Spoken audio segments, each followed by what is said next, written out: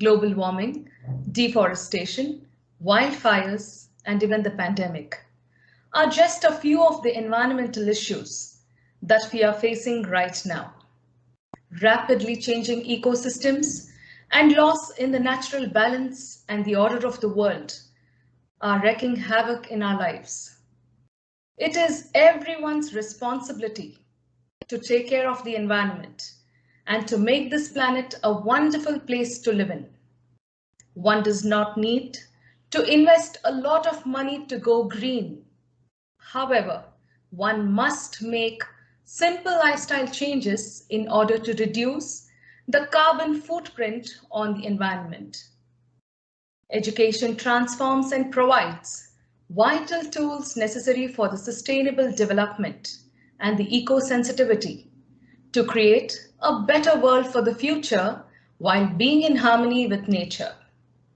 At SJBHS, we aim to empower students to participate and engage in meaningful work through our annual Go Green activities and projects for the Oxygen Alliance Eco Club.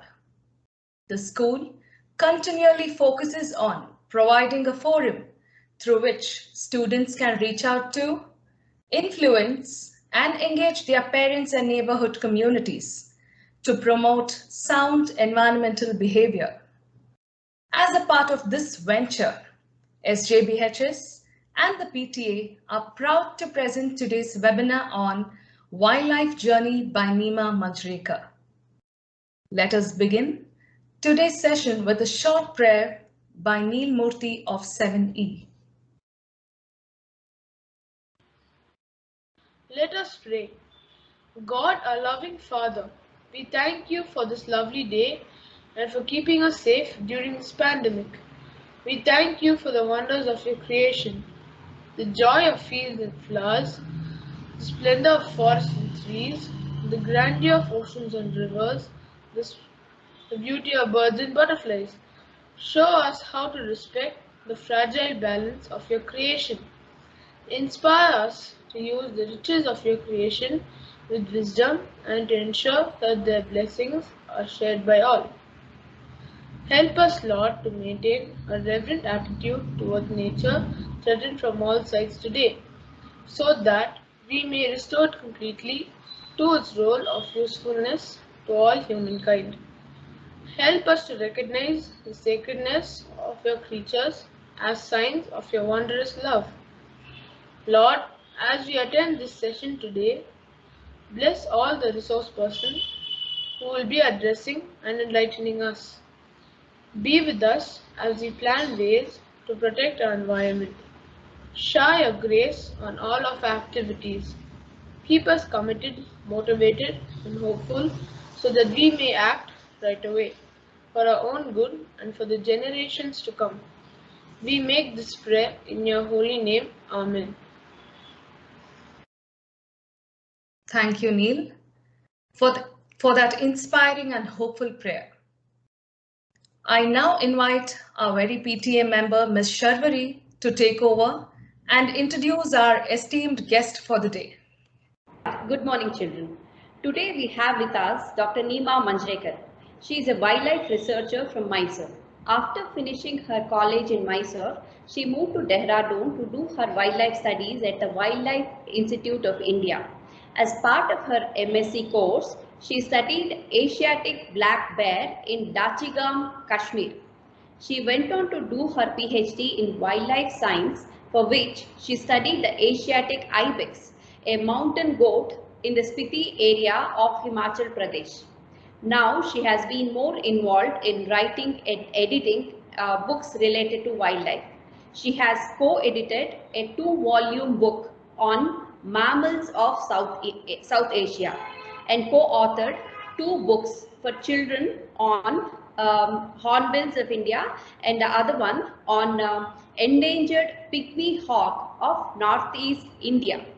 I am pleased to welcome our very special guest for today, Dr. Nima Manjrekar, to speak about her wildlife journey. Over to you, Nima ma'am. Good morning, children and parents maybe also. As you just heard, I'm Nima Manjrekar, a wildlife biologist. And today I'm going to take you along on my journey into a wildlife career.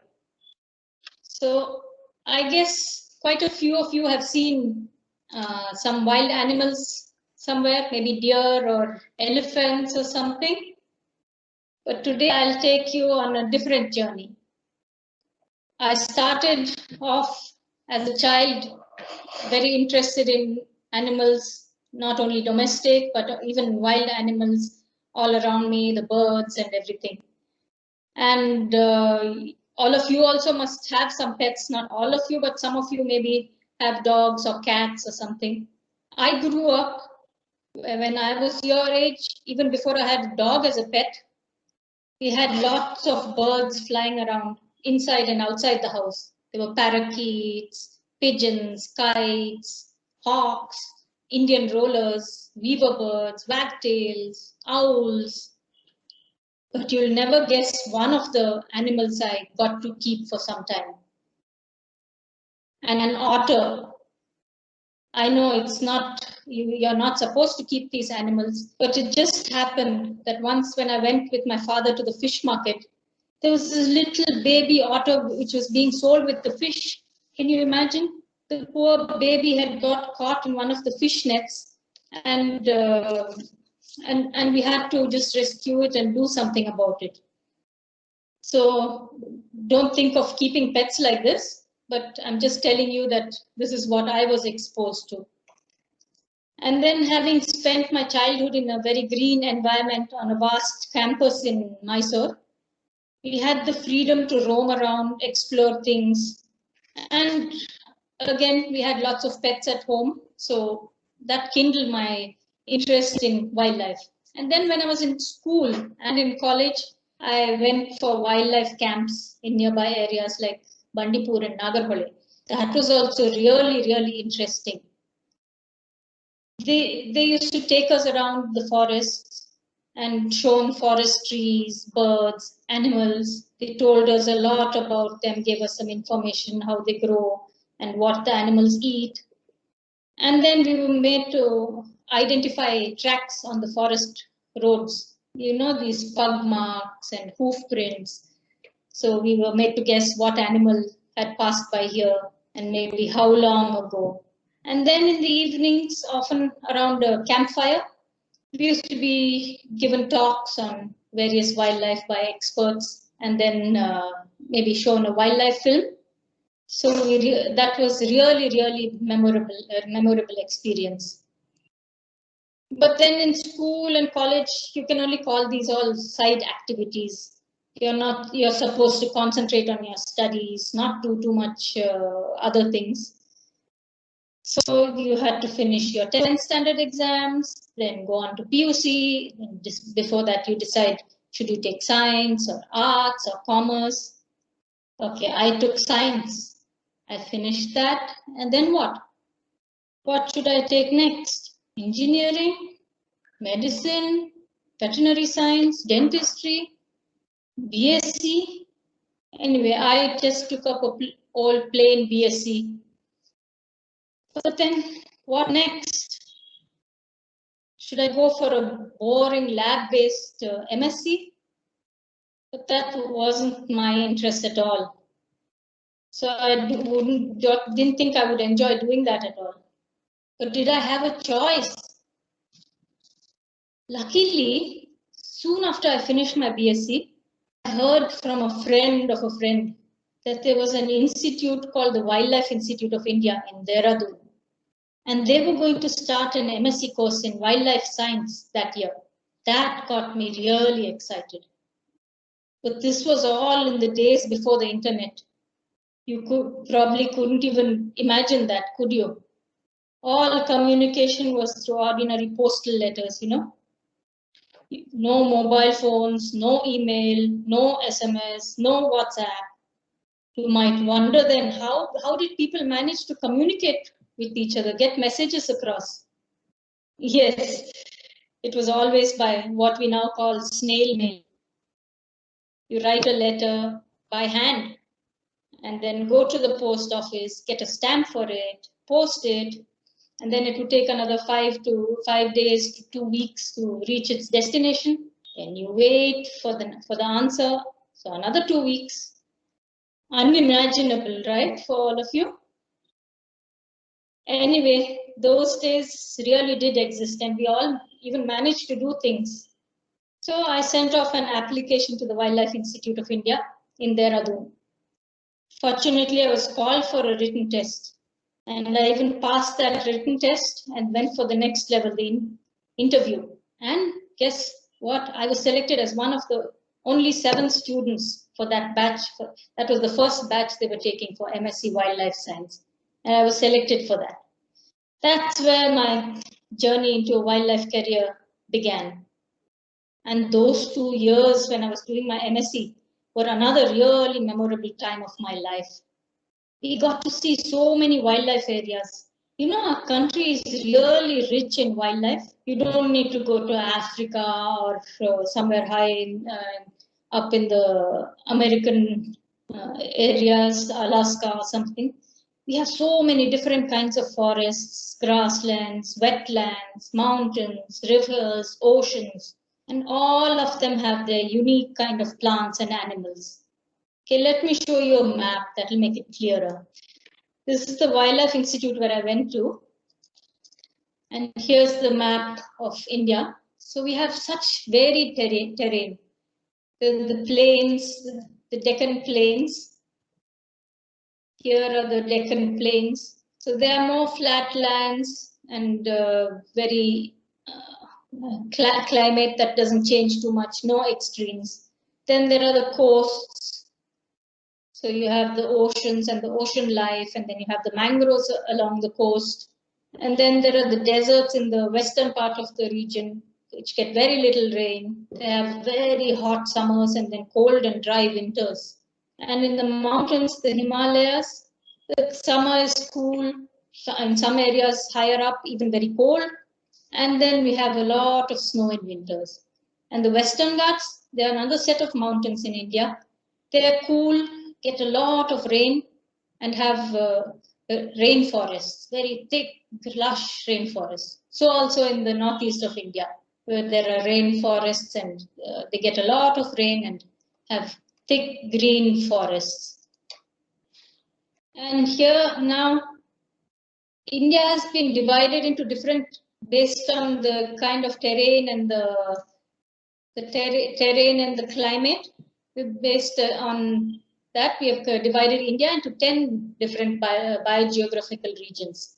Gangetic plains are the very fertile plains where there's a lot of agriculture. Then there are the dry deserts and the semi-arid zones, which is in between the deserts and the higher rainfall areas. The Deccan Peninsula is here, and then the Northeast India, and this is part of the Northeast India, but it comes under the Himalayan zone. And then there are the coasts and the Western Ghats, as I told you. And then for my MSc, I had to do a dissertation. For 6 months, we had field work. So for that, I went to Dachigam National Park in Kashmir. Such a beautiful area. I went there to study the black bear. It's not what we have here, not the bear in our forest, that is the sloth bear. And this is the Himalayan bear, which is restricted only to the mountains in the north. Dachigam is not far from Srinagar. And that's where I started my work. You were probably not even born there then, but your parents would remember. Soon after I finished my work, that is when the trouble in Kashmir began, the terrorism. And I hope it has not affected Dachigam too much. I haven't been back there at all. After my MSc, I went for a short survey in Arunachal Pradesh. This was just a short project. We went, 4 of us went to look for an animal called takin in these beautiful lush forests. But it's very difficult to spot anything there because the forests are so thick. And this is the animal that I went to look for. I didn't see the animal, but we managed to collect a lot of information about it and where it might be found. And the people there see it quite regularly. They even hunt there. So anyway, after all this time in the Himalayas, I really got to love the mountains. And I thought if I do a PhD, I should do it there. And that's what I decided later. So the Himalayas, they're divided into zones. First, the lower Himalayas, where there's no hardly any snow, very rare snow.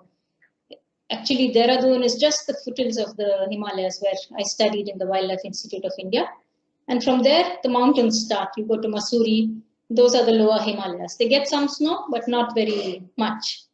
And then there are the middle Himalayas, where the forest types also change. There are the conifers, the pines and firs, and all those trees, the evergreen, old evergreen trees. And they're always high mountains with snow-capped peaks. And then there's the Trans-Himalayas. This is above what you call the tree line.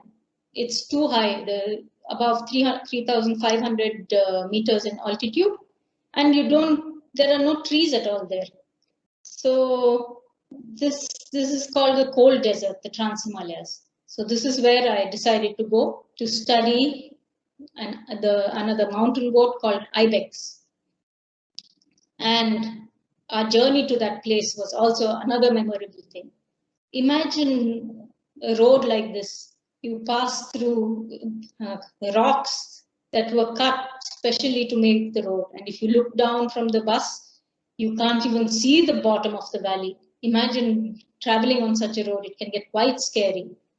And all along, about 300 kilometers along such roads, in the beginning, it was quite scary. And because the mountains are so steep on either side, often there are landslides and the roads are blocked. Then what do? The people there are prepared for all this. The bus stops at one side of the roadblock. The people get off. They carefully cross the roadblock. Very often there's even a stream flowing there.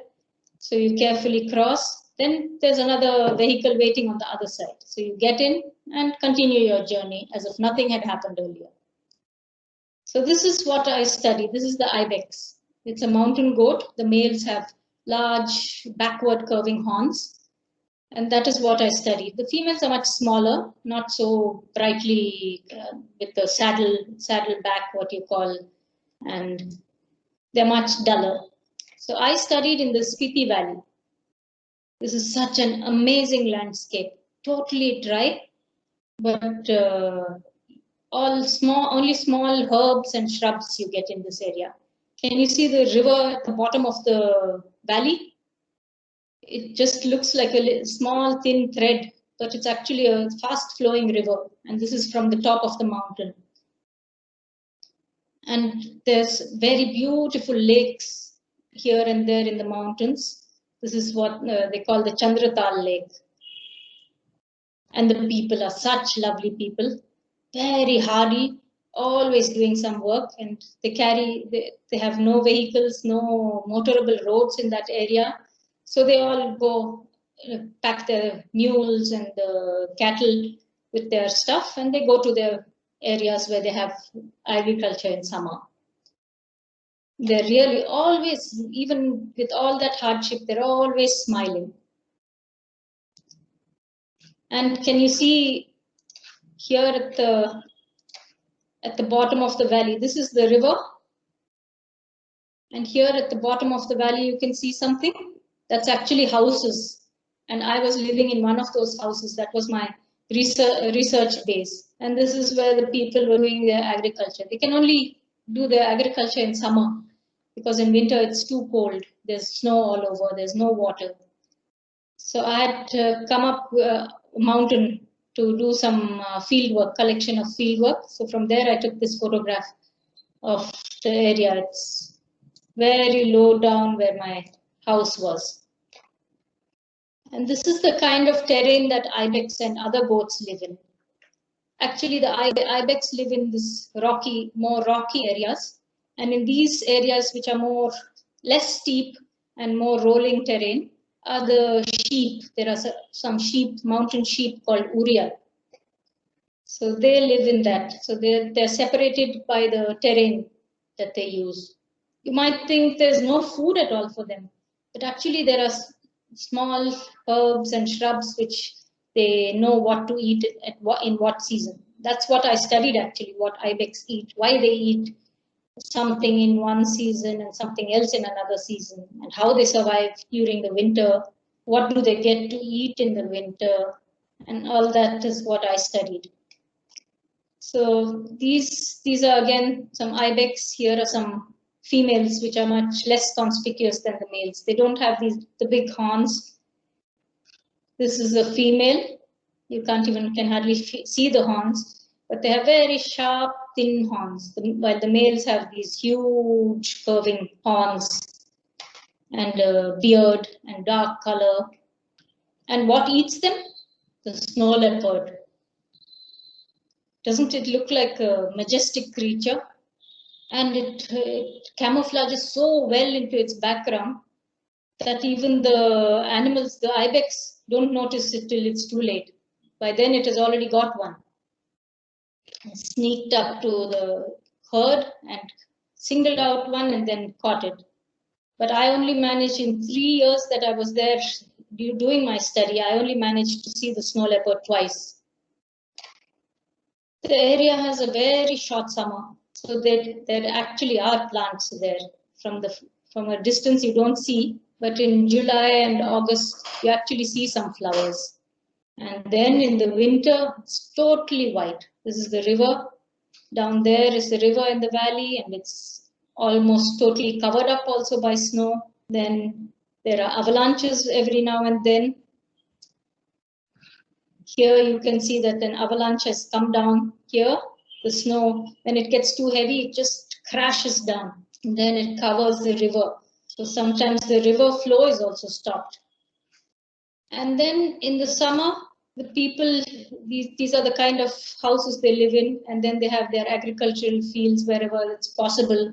And not much area is possible to have agriculture. So they get their fields ready as soon as the snow melts. And then they start sowing their fields. They grow mustard. Then they have some barley and peas. They have their own variety of peas. And everything is done. They get all their water from the snow melt. Then they also have livestock. So the sheep and goats. And then they have yaks and horses also. The yaks are left out during the summer, and then they come back when there's not enough food. And then in the winter, they are fed at home from what people have collected in the field. And after they finish their harvest of the crops, then they have a very colorful post-harvest festival. They're all Buddhists. So they have these masks and elaborate dresses and dances, and everybody has great fun. Then there's like a mela kind of thing where they sell food items and some little things that they get from elsewhere. Anyway, I enjoyed myself so much. It was really difficult to say goodbye to those people. But I had to go and do something else later. So I came back to Mysore and was exploring some possibilities. Then I got some opportunities to write some children's books with my friends who were doing some research on different species. One I wrote on the hornbills of India with my friend Aparajita Datta, who has studied hornbills for many, many years. And then another one on the pygmy hog, which is found in Assam. It is a little pig, and it's very, very endangered. And people thought it was totally extinct, but then it was found again. And now they're trying to reintroduce it to different areas so that they can get a good population again. So I've written a book on that also with another friend, Nandita Hazarika, who is working on those pygmy hogs and their reintroduction. But you don't need to go so far. Many of you might not even get a chance to go very far. So just look around you. If you have a nice garden, you can look around in the garden. Or if you go to a park, there are surely many trees. You can look around there, try to identify the species, the birds in them, what they're eating. When, I don't know if any of you have seen leaves cut like this. Don't you wonder then what it might be? Actually, what has cut this leaf so neatly and in a nice pattern? The wasps. They cut the leaves, they roll them up and take them into some small nook where they push them in and have their nest there. So they lay the eggs in that and put maybe a spider or something in that. They inject the spider so that it becomes totally numb, and they put it in there. So when the eggs hatch, then the caterpillars come out and then they already have something to feed on. So they feed on the spiders till they're big enough and then they come out. And then we have this creeper at home, which has these lovely flowers and they have nectar in them. It's so lovely to see the birds come and hang on the flower bunch to drink the nectar. I've also tried the nectar and it's really, really nice and sweet. And then in the garden, you look around, sometimes you see caterpillars. This caterpillar, it was feeding on this one colorful leaf and it managed to finish the whole leaf in just 2 days. You can see it feeding here. And it grows equally fast. So I decided to just pluck the leaf with the caterpillar and keep it and see what happens to it. And this is what happened. It finished as much as it needed of the leaf, and then it became a pupa. This pupa actually looks like a scary caterpillar, doesn't it, with its big eyes? But it's just a pupa. So I kept it and kept it and kept looking at it every day. What's going to happen to it? And then one day it just changed color, became dark. Then I thought, oh, maybe it's going to emerge now. And what is going to come out of it now? Let's see. And 2 days later, this is the moth that came out. Isn't it lovely? Things like this are so interesting. You just need to look around you. See some insects, some moths, butterflies, birds, so many things if you just want to look. Spiders. This is a little spider actually. And it's just built between its web overnight between 2 trees. And in the morning, it looks so lovely. It's just waiting for some prey, something that will get caught in its net and immediately it'll go and wrap it up in its silk. And then you have the garden lizard. This one is quietly sitting on our compound wall and looking for some insects to hunt. And the same lizard, it's called a calotis, it's a garden lizard. It found some nice soft mud in our garden where we had just harvested some vegetables. And then it started digging. So I just watched and wondered why it was digging like that. And then I realized it laid its eggs in that. It dug this hole quickly, laid its eggs, and then covered it up. So you couldn't even see that there was anything unusual about it. So things like this, only if you have the curiosity, you can observe. And what do you think this is? I have not stitched these leaves together. It's a tailor bird. We have this is a avocado tree. So they have big leaves. So it just puts 2 leaves, it drags 2 leaves together with its feet, 1 foot on one leaf and the other foot on the other leaf, drags them together and then stitches them, actually stitches them. From our cotton plant, it takes some cotton and brings it and stitches one by one.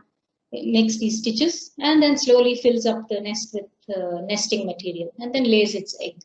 And see the leaf that is covering it also. So if it rains a little, then even the eggs and the young chicks will be safe.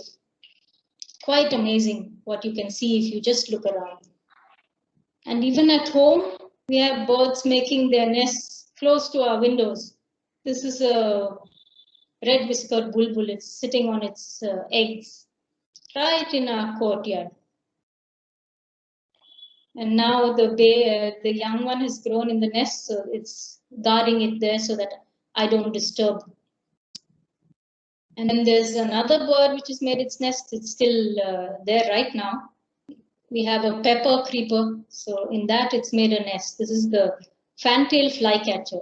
What a beautiful nest this is, right? And it was Plaza. I saw it building the nest, bringing some material weaving it in. And then finally it got some spider's webs from different places in the garden and plastered it so that it stays tight. And this is a sunbird also in our garden, very different kind of nest. It was building the nest when I saw this. I've got a short video of that. So it keeps bringing material and putting it there. It looks like lots of rubbish on the nest, but it's a very cozy nest, I guess, for it. And finally, this was the nest in our pomegranate tree. You can actually see the little bird looking out of there. It's sitting on its eggs and looking out.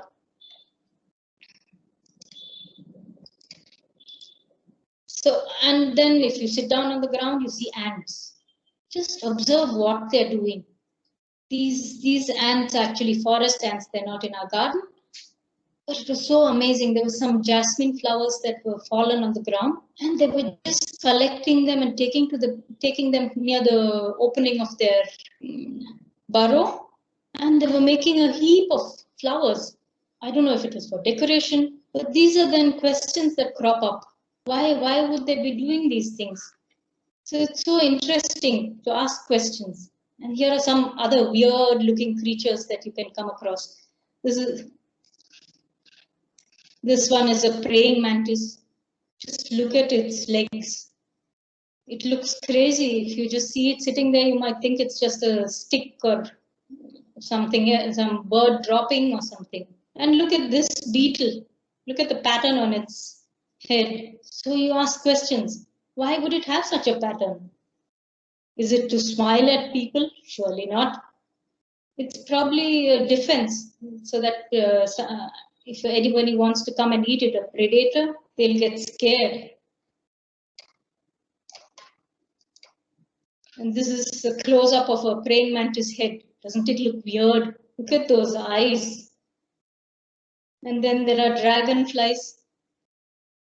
It looks like it's doing some acrobatics, right? A handstand. So there's so many things you can do just around you. Just watch nature, ask questions. Why is this animal here? Why is it doing this? And you'll find so many things that are new to you and interesting. You just get absorbed in things. Thank you, everybody. I hope it was an interesting presentation. Thank you, ma'am, for sharing this treasure trove of knowledge with us. All of us are now invigorated and ready to do our bit to support wildlife and its conservation. I now invite Ms. Priyanka Saha to moderate the question and answer session. Thank you, Mrs. Jacqueline. Now we open our forum for the question and answer round. We have some interesting questions coming up, ma'am. So here we go. Okay. Can you throw some light on the endangered pygmy hog or the hornbills as you were talking?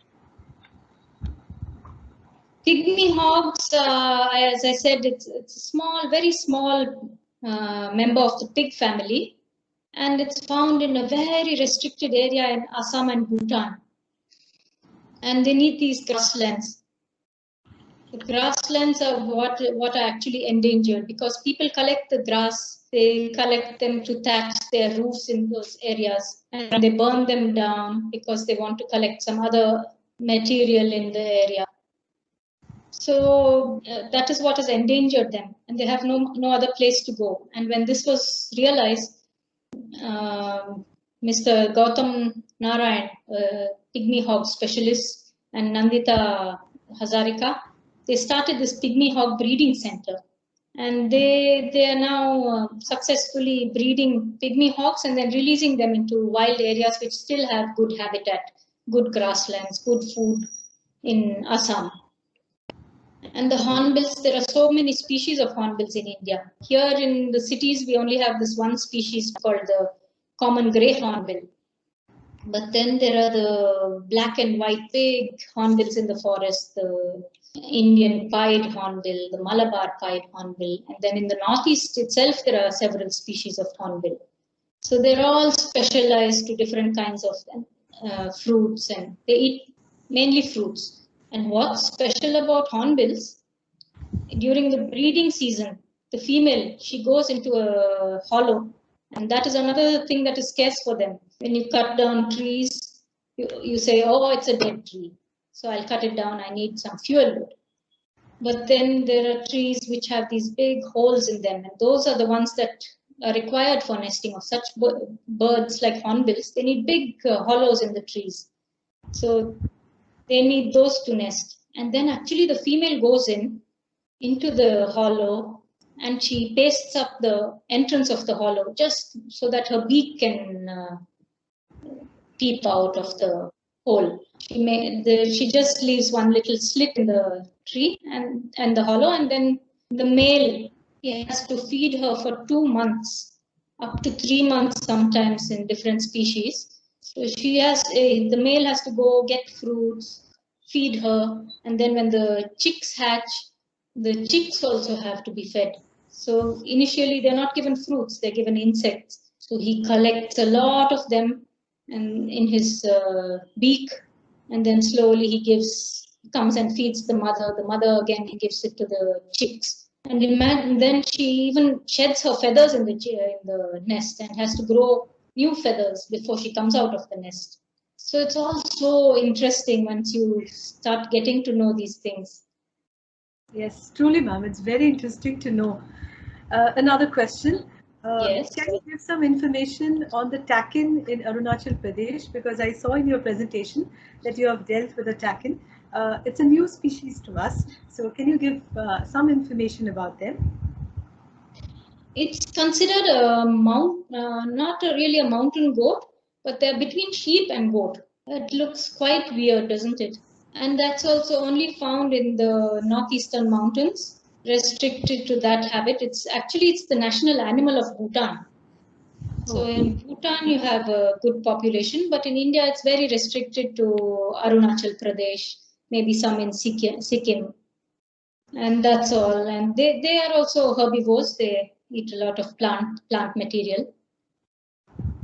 Okay. I saw a lot of boys chatting about otter. So they wanted to ask whether India has otter and can otter hunt in deep waters?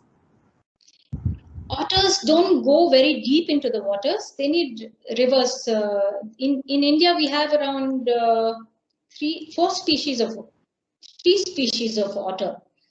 So they're found in different rivers, and they need flowing water, which some species even go into fields.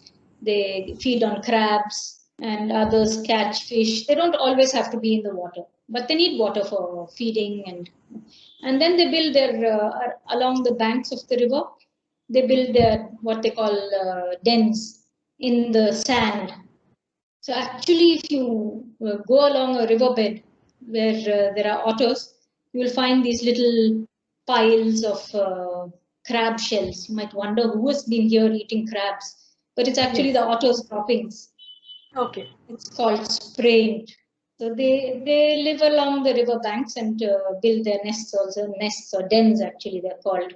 So yeah. Okay. Thank you, ma'am. Which areas in India have white tigers? Wild tigers?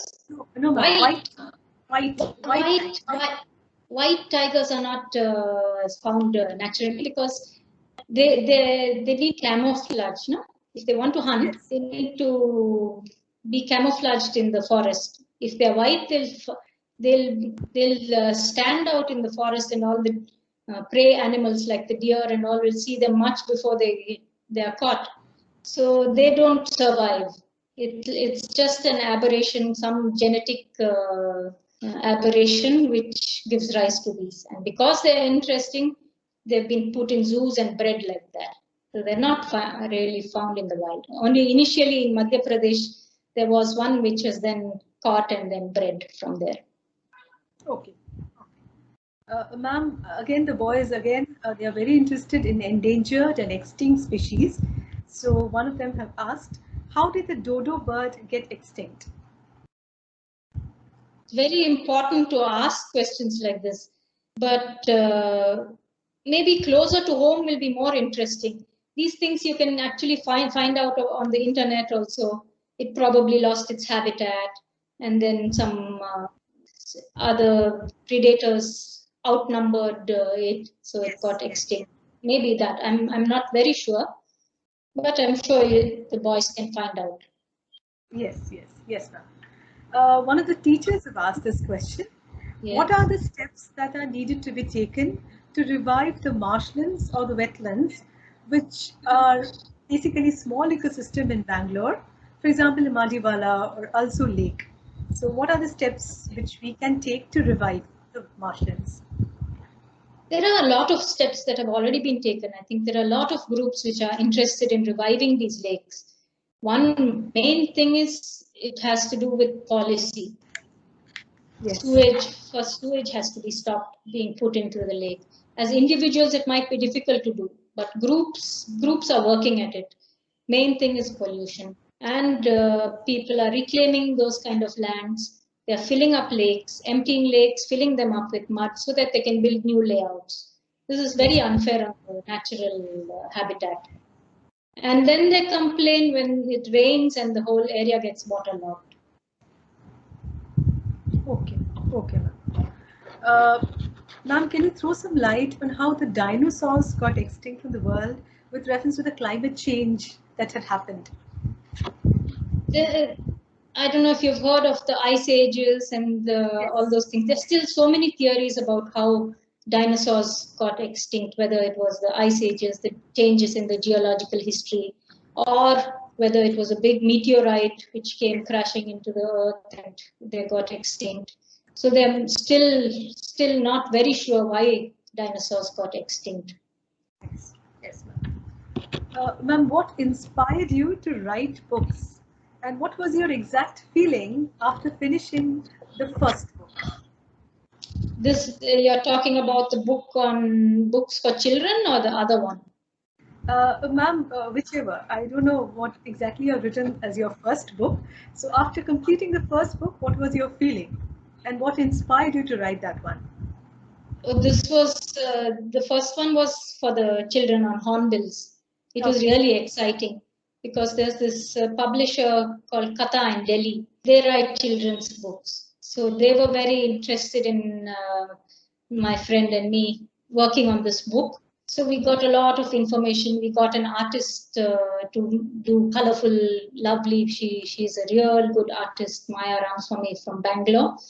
She did the artwork, and it fit in so well. It went like a story about and telling the children in simple English how the forest works and what is so important to have keep everything intact, from the fungus in the roots which degrade the waste, the leaves that fall to the ground. They have to be digested and made into topsoil, and how the forest works generally from the viewpoint of the hornbills, and then talking about the different hornbill species. And we did an activity book also actually for the smaller children, where they can cut out a hornbill picture and do there are outlines which they can fill in with colors and some puzzles, and they were very exciting to do. Yes, I truly agree. Now, this is a typical question that I, as a geographer, want to ask you, Isma. How badly are we affected by the Amazon forest fire? Since this disaster was responsible for killing countless number of animal species. Yeah, at the local level, yeah, the killing of the species, the forests are burnt, the trees, the animals in it, everything is gone. And those forest fires, you can't even imagine. When you think of the forest fires we have here, maybe in Bandipur, Nagarhole, it's always in the papers.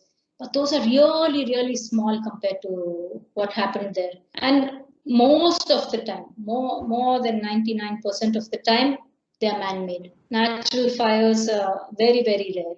People do this either out of spite or some ulterior motive. In here, it's more that there some grass grows or they're angry with some forest department people here in India.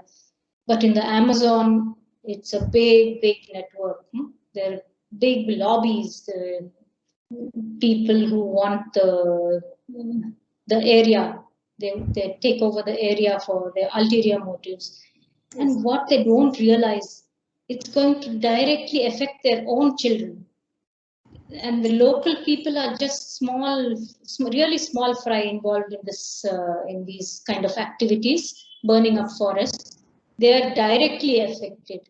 But climate change is directly with this kind of heat. You must have heard also recently about the heat waves in North America, Canada. People are dying. They're not used to such heat. They don't even have fans. They don't have coolers. They're trying to run away from there. Air travel is cancelled. Why? Why is all this climate change happening so soon? It hasn't happened in the last 100 years. Things like this. We are using more cars. Each person wants his own car to travel. It's more convenient. And you're flying so much more. And even in your local area, why do you need to take a car to go and shop? If it's close enough, just get on your bicycle, take a walk, go and buy your stuff. And don't buy things that come from very far away. Those also have to travel by air, they have to travel by ship. So it all weighs on the environment. Yes. Finally. True. Ma'am, the last question. Yes. What is Biodiversity Action Plan? The Biodiversity Action Plan is a national thing made by, there's a committee in the central government which works on how to keep our biodiversity intact in the different areas. Right now, it's more restricted to protected areas like wildlife sanctuaries and national parks, where people are not involved. But it should be involving people also. But there are different kinds of programs where in areas inhabited by people also, where they are given schemes to try and protect their forests and not to damage to the forests, not encroach on forest lands to have their agriculture or their fields or resorts. Many people are now into this thing of building resorts in the forest areas. They buy cheap land from the local people and build a huge resort, fence it off. Animals can't move from one area to another because there are solar fences everywhere, electric fences. Yes. Yeah. Thank you so much, ma'am. Thank you so much for your spontaneous answers. Thank you. Thank you, ma'am. Thank you. I invite our principal, Reverend Father Sunil Fernandez SJ, to say a few words. Just about 70 to 80 years ago, the famous wildlife conservationist Kenneth Anderson lived in Bengaluru, very close to our school. He encountered leopards and tigers in Jalahalli and Hosur, which today are busy populated areas. Loss of habitat resulted in these animals disappearing from these areas. During the recent lockdown, due to a big drop in pollution and noise, all of us suddenly saw and heard so many birds near our homes. All this clearly brings home the message of the importance of conserving nature and saving our wildlife. We are fortunate to have with us today Ms. Nima Manjrekar, who highlighted the importance of wildlife conservation. Thank you for the enriching and enlightening talk. I wish our younger generation incorporates this message in their daily life.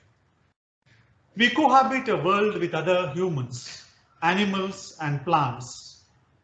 We live together and strive for harmony. But daily pollution of our air, water and soil is a constant concern. Did you know that pollution hits the poorest, the least able, and the destitute the hardest? When water runs out or extreme temperatures rise, it is they, the poor, who feel the brunt of it. As do the helpless animals and the trees and the plants in the forests around us. What can we do to understand our own role in this? Can we use our things for longer? Can we minimize our use of resources and reduce our shopping and expenditure? Let us all spend some time thinking about these things and remember that our role in the world is not small. Every drop counts. We have to protect the environment at all costs. All the resources of nature, from forests to oceans and soil to air, we must conserve. Always remember that the gifts and blessings which nature endows on us are priceless. It is rather essential to conserve them all for a better future and life for all. Always remember that small steps will help you reach your goal. It is everyone's responsibility to take care of the environment to make our planet a wonderful place to live in. Let us pledge to do what we can to save the environment. Let us be ambassadors for a cleaner, greener, and prosperous future. Thank you. All the global summits focus on green energy and climate change. Thank you, Father Sunil. Your words have reiterated our commitment to be ambassadors for a cleaner tomorrow. Carlton Norona of Class 7B will now propose the vote of thanks. Gratitude magnifies the pleasures you get from life. Good morning, one and all. I, Carlton Norona, have the honor of proposing the vote of thanks today.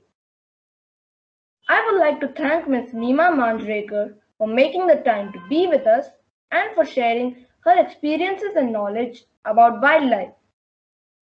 I know that my friends and I are excited to discuss and come up with ways in which we can channel our efforts towards supporting wildlife.